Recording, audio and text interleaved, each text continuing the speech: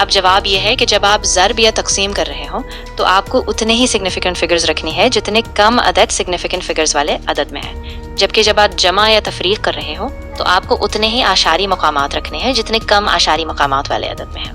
تشریح، اس کا مطلب یہ ہے کہ جب آپ ضرب یا تقسیم کرتے ہیں تو حتمی جواب میں کم سے کم سگنیفیکنٹ فگرز کو مد نظر رکھا جاتا ہے تاکہ آپ غلطی کا شکار نہ ہوں، جبکہ جب آپ جمع یا تفریق کرتے ہیں تو آپ جواب میں کم سے کم اعشاری مقامات کو برقرار رکھتے ہیں تاکہ آپ کی ناپنے کی درستگی برقرار رہے۔ How many significant figures should be retained when multiplying or dividing numbers and when adding or subtracting numbers؟ پھر جواب میں یہ بتایا گیا تھا کہ جب آپ ضرب یا تقسیم کرتے ہیں تو آپ کو اتنے ہی سگنیفیکنٹ فگرز رکھنے ہیں جتنے کم سگنیفیکنٹ فگرز والے عدد میں ہیں، اور جب آپ جمع یا تفریق کرتے ہیں تو آپ کو جواب میں اتنے ہی اعشاری مقامات رکھنے ہیں جتنے کم اعشاری مقامات والے عدد میں ہیں۔ 4. Here it is in a test style format. Question: determine how many significant figures should be retained in the final answer when performing the following operations. A. Multiplying or dividing several numbers, and B. Adding or subtracting several numbers. Answer: for multiplication and division, retain the number of significant figures equal to the least number of significant figures among the values.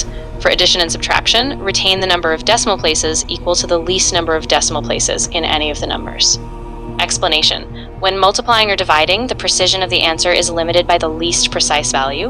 When adding or subtracting, the answer's precision depends on the least precise decimal place, ensuring that the result does not overstate the precision of the original numbers.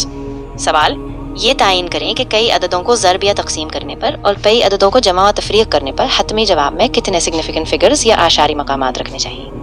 جواب: ضرب اور تقسیم میں حتمی جواب میں اتنے ہی significant figures رکھیں جتنے کم سگنیفیکنٹ فگرز والے عدد میں، جبکہ جمع اور تفریق میں آپ اتنے ہی اعشاری مقامات رکھیں جتنے کم اعشاری مقامات والے عدد میں ہوں۔ تشریح، اس کا مطلب یہ ہے کہ جب آپ ضرب یا تقسیم کرتے ہیں تو جواب کی درستگی سب سے کم درستگی والے عدد کے مطابق محدود ہو جاتی ہے، جبکہ جب آپ جمع یا تفریق کرتے ہیں تو جواب کے اعشاری مقامات بھی سب سے کم اعشاری مقامات والے عدد کے مطابق ہوتے ہیں تاکہ آپ کی پیمائش کی درستگی اصل عددوں کی درستگی سے زیادہ نہ ہو۔